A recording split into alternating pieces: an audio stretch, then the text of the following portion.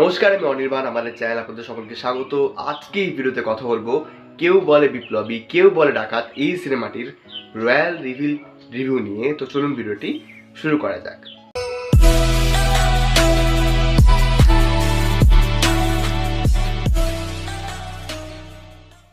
তো অবশেষে কেউ বলে বিপ্লবী কেউ বলে ডাকাত এই সিনেমাটার একটা ফার্স্ট লুক বলবো না টিজার বলবো বা রয়্যাল রিভিউলি বলা যায়, সেটা আজকে ড্রপ করা হয়েছে। আজকে জিতের জন্মদিন। তো প্রথমেই তাকে জানাই জন্মদিনের অনেক অনেক শুভেচ্ছা এবং এই ছবিটির জন্য অভিনন্দন। তো যাই হোক, জিতকে নিয়ে তো কথা বলতে শুরু করলে এটা মানে আলাদা ভিডিও হয়ে যাবে, বড় ভিডিও হয়ে যাবে।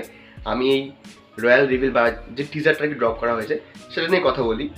তো যদি এক লাইন আমি এই রয়্যাল রিভিলটা বা টিজারটা রিভিউ করি তাহলে বলবো যে এটা কিন্তু বেশ বেশ ভালো একটা টিজার হয়েছে এবং এটা কিন্তু আশা জাগাচ্ছে যে জিতের কামব্যাক হতে পারে। এই টিজারে কী কী জিনিস আমার ভালো লেগেছে, কী কী জিনিস ভালো লাগেনি সেটা একটু বলি। প্রথমত এই যে স্কেলটা দেখানো হয়েছে সেটা কিন্তু বেশ বেশ ভালো। মানে সেই যে ট্রেনের উপর দিয়ে যে ডাকাতি করতে ঢুকছে যখন জিৎ আর কি, তার মানে জিৎ কেন বলছি, অনন্ত সিংহ তার আর কি সঙ্গীদের সাথে সেখানে যে অ্যাকশন হচ্ছে কিংবা তার বয়সকালে যে একটা অ্যাকশন সিন রয়েছে, ঠিক আছে, সেগুলো কিন্তু বেশ সুন্দর স্কেল, মানে স্কেলটার জন্য কিন্তু খরচা করা হয়েছে, এটা কিন্তু বোঝা যাচ্ছে। তো প্রোডাকশন ভ্যালুটা কিন্তু এখানে বেশ বেশি রাখা হয়েছে এবং সেই থেকে কোনো কিন্তু কার্পণ্য করা হয়নি বলে আমার মনে হচ্ছে। এবং শুরুতে টোটালটা আর কি ভয়েস ওভার শুনতে পাচ্ছি যে তিনি বলছেন যে স্বাধীনতা চেয়েছিলে, স্বাধীনতা দেওয়া হলো, তারপর ডাকাতি কেন করছো। তো সেটা নিয়ে আবার পরবর্তীতে অনন্ত সিংহ একটা স্টেটমেন্ট দিচ্ছে, হ্যাঁ, যে নিয়তি এটা আর কি, যে কেউ বলে বিপ্লবী আর কেউ বলে ডাকাত।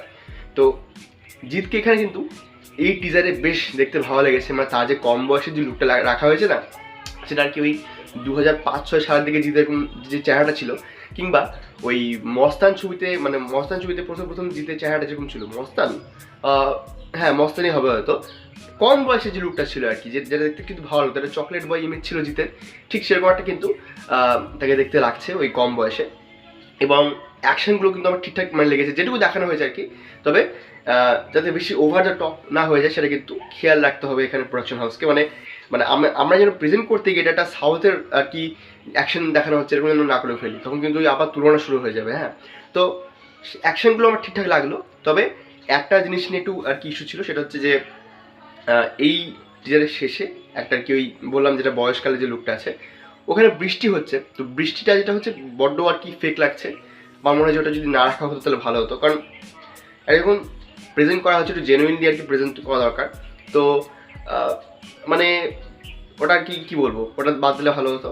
আর ট্রেনের পর যে যাওয়ার সিনটা ছিল ওখানে একটু আর কি মেঘটা কেমন লাগে, বাট ঠিক আছে, যেহেতু বাংলা ছবি, একটা টাকার বিষয় রয়েছে, তাই সেগুলোকে আর কি মাফ করে দেওয়া যায়। এবং জিতকে তো বললামই বেশ ভালো লাগছে, ব্যাকগ্রাউন্ড মিউজিক কিন্তু বেশ ভালো ডিজাইন করা হয়েছে। তো অল ওভার আমার কিন্তু এই টিজারটা ভালো লেগেছে।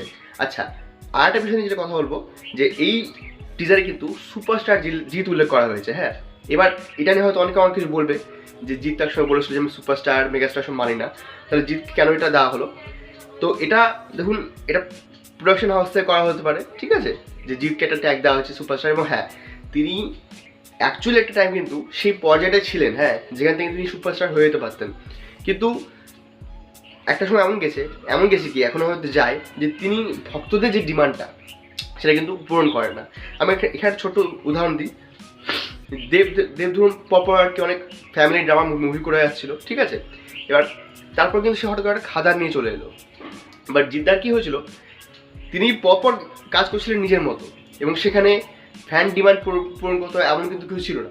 এবার ফ্যান ডিমান্ড যদি পূরণ করতে হয় তাহলে আবার সেই অসুরের মতো ছবিতে ফিরে যেতে হয়, কিংবা আমাদের সেই আগে বন্ধন ছিল, সাথী ছিল, সেরকম ছবিতে ফিরে যেতে হয়, সাত পাকে বাধা ছিল, সেরকম ছবিতে ফিরে যেতে হয়। কিন্তু এখানে অডিয়েন্স কি জিতকে সেভাবে সাপোর্ট করছে, আপনারা সেটা একটু ভেবে দেখবেন।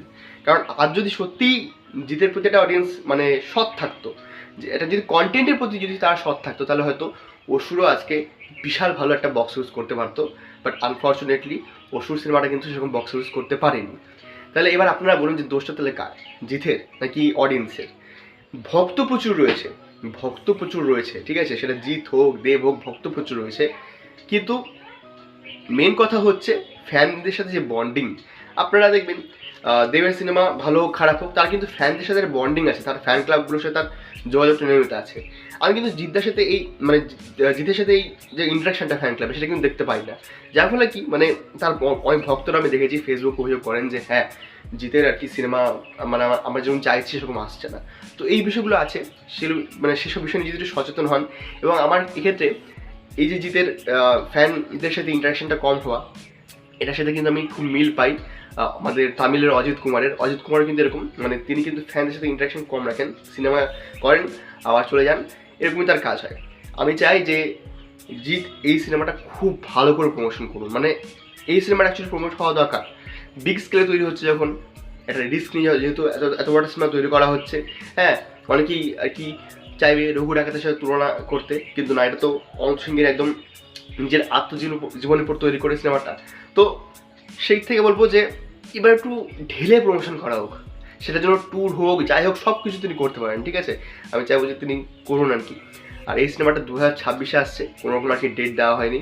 আর প্রতীক্ষিত বাসু তিনি পরপর বেশ কয়েকটা লাস্ট ছবি ভালো করেছেন, প্রথম যদিও তার কেরিয়ার যদিও রিমেক দিয়ে শুরু হয়েছিল, বাট লাস্ট কয়েকটা ছবি তার ভালোই হয়েছে। আর এই ছবিতে ডায়লগ রাইটিংয়ে কিন্তু আমাদের অল্টো ব্যানার্জি দাদা রয়েছেন, তো আশা করবো যে এই ডায়লগগুলো ভালো হবে।